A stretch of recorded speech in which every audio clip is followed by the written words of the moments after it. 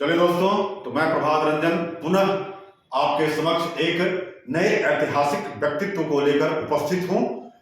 इस श्रृंखला को रेस आईएएस एकेडमी रांची ने शुरू किया है और इसके तहत आज यह 7वीं कड़ी है, 7वीं शख्सियत है जिनको लेकर हम आपके समक्ष उपस्थित हैं।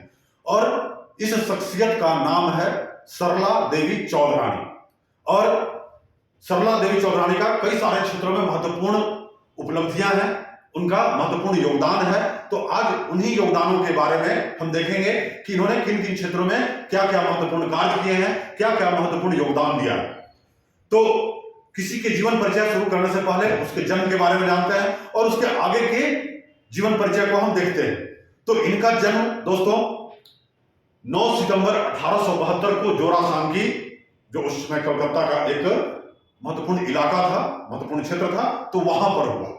और यह उस समय कलकत्ता के या बंगाल के कह सकते हैं कि सुप्रसिद्ध परिवार में जन्म ली थी। इनका जुड़ाव टैगोर फैमिली से था। इन रविंद्रनाथ टैगोर, जिसके बारे में आप सभी लोग परिचित हैं, जिन्होंने राष्ट्रगान लिखा है, जन गण मन, तो उससे यह जुड़ी हुई थी। रविंद्रनाथ टैगोर इनके मामा थे और नाना थे देवेंद्रनाथ टैगोर। तो देवेंद्रनाथ टैगोर के बारे में भी आप अगर ब्रह्म समाज पढ़े होंगे, जिसकी स्थापना राजा राम मोहन राय ने की थी, तो आपको पता चलेगा कि राजा राम मोहन राय के मृत्यु के बाद, उनकी मृत्यु इंग्लैंड में हुई। आप जानते हैं, और नहीं जानते होंगे तो इस वीडियो को देखने के बाद आप जान जाइएगा। तो वहां इंग्लैंड में हुआ और वहीं उनको जो है दफन किया गया, राजा राम मोहन राय को वहीं संस्कार इनका किया गया। और उसके बाद भारत में उनके ब्रह्म समाज का कार्यभार देवेंद्रनाथ टैगोर ने ही संभाला। तो यह उनकी पोती थी। इनका जो माता थी वह, जैसा कि आप देख रहे हैं, आप जानते होंगे, नहीं तो यहां देख सकते हैं कि स्वर्ण कुमारी देवी थी। और यह स्वर्ण कुमारी देवी उस समय की महत्वपूर्ण जो जागरूक महिलाएं थी बंगाल के, उनमें इनका नाम आता था। ये एक जागरूक फैमिली से आती भी थी। तो यह एक महत्वपूर्ण कवित्री, उपन्यासकार, संगीतकार और राष्ट्रवादी और सामाजिक कार्यकर्ता। कौन? इनकी माता स्वर्ण कुमारी देवी। और पिता जो जानकी नाथ घोषाल थे, यह कांग्रेस के प्रमुख सचिवों में से एक थे और उस समय के कांग्रेस के महत्वपूर्ण जो बैठकें थी, जो महत्वपूर्ण आंदोलन हो रहे थे, उन्होंने उसमें भाग लिया था। तो जब माता और पिता दोनों कांग्रेस से जुड़े हुए थे, उस समय के स्वतंत्रता आंदोलन में अलग अलग माध्यमों से भाग ले रहे थे, तो इसका प्रभाव इनके जीवन पर भी पड़ा और आगे चल करके इन्होंने भी अलग स्वरूप में स्वतंत्रता आंदोलन में भाग लिया। तो इनकी शिक्षा जो हुई वह कलकत्ता में ही बेथुन स्कूल में हुई और उच्च शिक्षा भी बेथुन कॉलेज में हुआ। और 1890 में इन्होंने बीए की परीक्षा काफी अच्छे अंकों के साथ पास। और बंगाल में यह महिलाओं में टॉपर थी, इसलिए इन्हें पद्मावती अवार्ड दिया गया उस समय कलकत्ता विश्वविद्यालय के द्वारा। अंग्रेजी साहित्य से इन्होंने बीए किया था, तो अंग्रेजी पर अच्छी पकड़ थी। इसके अलावा यह बंगाली और फ्रेंच वगैरह भी जानती थी, क्योंकि फैमिली का माहौल ही ऐसा था जिसमें सभी लोग काफी अच्छे पढ़े लिखे थे। और उस समय के महत्वपूर्ण जो बंगाल का समाज सुधारवादी आंदोलन था, उसमें वह शामिल हो रहे थे। इसके अलावा उस समय जो राष्ट्रवाद का धीरे धीरे बंगाल में वृद्धि हो रहा था, तो इनके फैमिली के बहुत सारे सदस्य उससे जुड़े हुए थे राष्ट्रवाद से। साथ साथ पुनरुत्थानवाद का भी दौर आ रहा था, जो आपको हमने पिछले एनी बेसेंट के समय में बताया था कि पुनरुत्थानवाद को यहां ज्यादा तरजीह, ज्यादा जो है उसको जोर किसने दिया है, तो थियोसॉफिकल सोसाइटी में। तो बंगाल में ये सब सारे दौर शुरू हो चुकी थी। और इनके समय में जब यह आई उस क्षेत्र में स्वतंत्रता आंदोलन के दौर में, तो उस समय धीरे धीरे महिलाओं की भागीदारी भी स्वतंत्रता आंदोलन में बढ़ रही थी। तो इससे यह जुड़ी। तो जब इन्होंने अपना ग्रेजुएशन पूरा किया, बीए की परीक्षा उत्तीर्ण की, तो उसके बाद इन्हें मैसूर की महारानी बालिका विद्यालय में अधीक्षिका का जो है काम मिला। और वह 1 वर्ष तक मैसूर जाकर के अधीक्षिका के रूप में काम की, लेकिन 1 वर्ष के बाद वह मैसूर छोड़ दी और पुनः कलकत्ता लौट आई। और कलकत्ता लौटने के बाद 1895 में भारती नामक जो बंगाली पत्रिका उस समय निकलती थी, उसमें इन्होंने लेख लिखना आरंभ किया, क्योंकि पढ़ने लिखने लेखन कला में इनका महत्वपूर्ण अभिरुचि था, तो उसमें लिखना आरंभ किया। इसके बाद इनके इस लेखन से प्रभावित होकर के आगे भारतीय पत्रिका के संपादन का भी कार्यभार सौंप दिया गया। इसके बाद 1899 में उसमें रेलवे कर्मचारियों की काफी महत्वपूर्ण हड़ताल हुई, और उस हड़ताल में आम लोगों को जोड़ने के लिए, उनका सपोर्ट हासिल करने के लिए काफी राष्ट्रवादियों ने योगदान दिया। उसमें कई स्त्रियों में एक नाम सरला देवी चौधरानी का भी है, जिनका बचपन का नाम इनके पिता के नाम पर सरला देवी खुसराव था।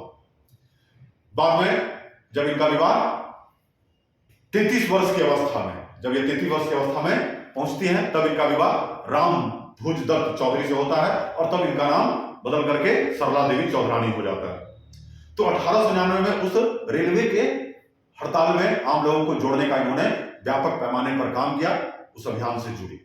इसके बाद इन्होंने 20वीं शताब्दी के आरंभ में अतरंग दल की स्थापना की।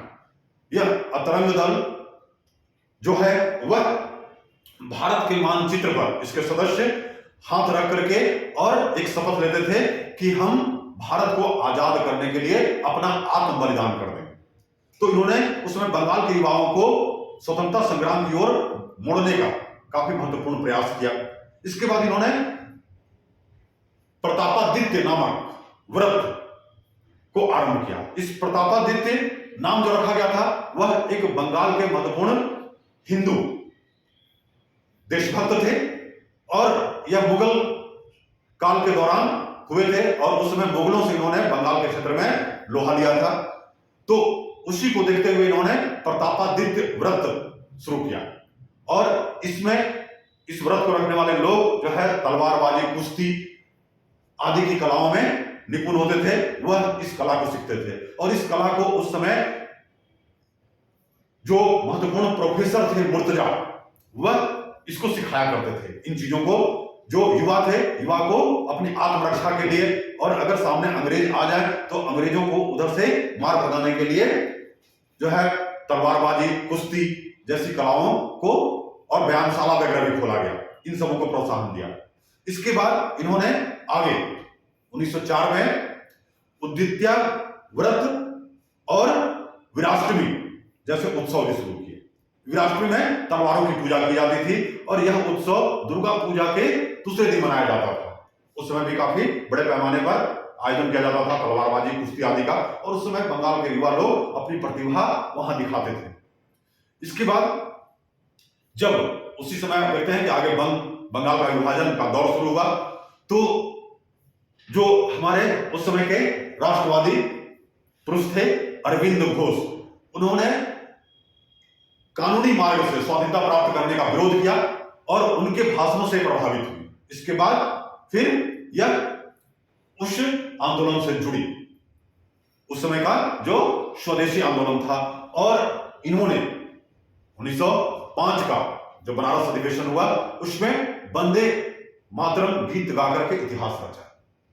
साथ ही उस समय जो स्वदेशी आंदोलन चल रहा था उसको बढ़ावा देने के लिए उस समय इन्होंने कलकत्ता में लक्ष्मी भंडार खोला। इस लक्ष्मी भंडार में जो उस समय की स्त्रियां थी जो हस्तशिल्प कला के माध्यम से विभिन्न सारे वस्तुओं का निर्माण करती थी, उस लक्ष्मी भंडार के माध्यम से उन वस्तुओं को बेचा जाता था और उन्हें आत्मनिर्भर बनाने का प्रयास आरंभ किया गया। यही हमारा स्वदेशी आंदोलन का मुख्य उद्देश्य भी था।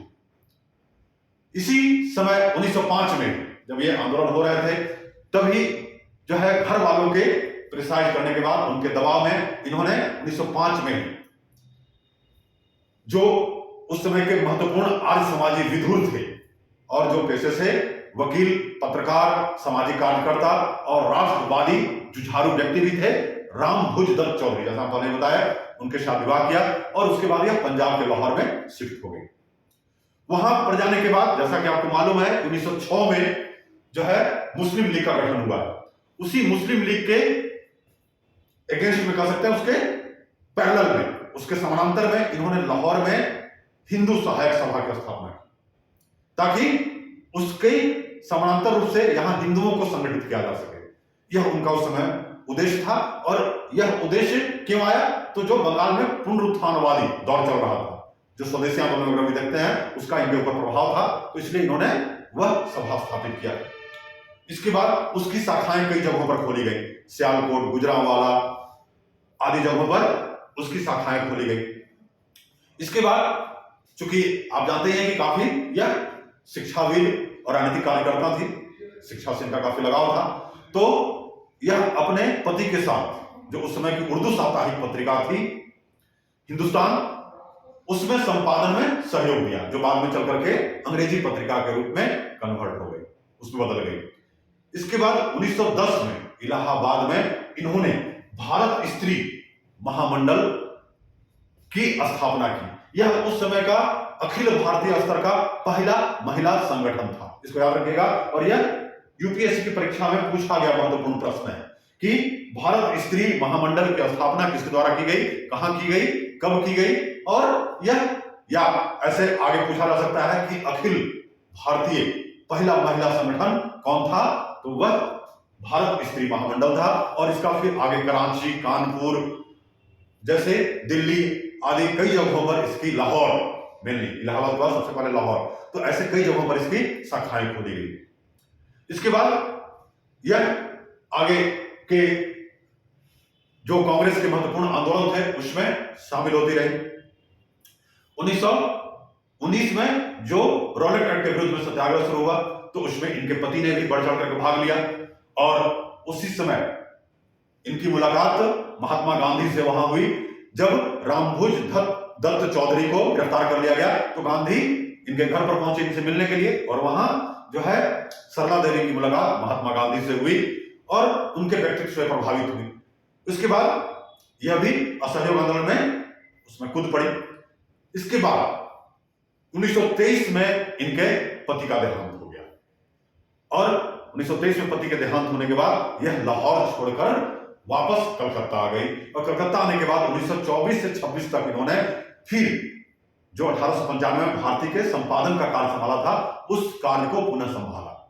इसके बाद फिर वह स्त्रियों के उत्थान के लिए, उनके शिक्षा के प्रचार प्रसार के लिए वह आगे काम करना शुरू किया, और 1930 में शिक्षा सदन स्थापित किया कलकत्ता में, और उसकी कई शाखाएं बांकुरा, हजारीबाग और मिदनापुर आदि कई सारे क्षेत्रों में स्थापित की। और इसके माध्यम से जो स्त्रियों को पर्दा आदि के कारण शिक्षा से वंचित रहना पड़ता था, तो उसमें घर घर जाकर के स्त्रियों को जो इसमें अभिरुचि रखती थी शिक्षा के लेने के लिए, तो वहां जाकर शिक्षित करने का प्रयास किया गया अपने कुछ साथियों के द्वारा।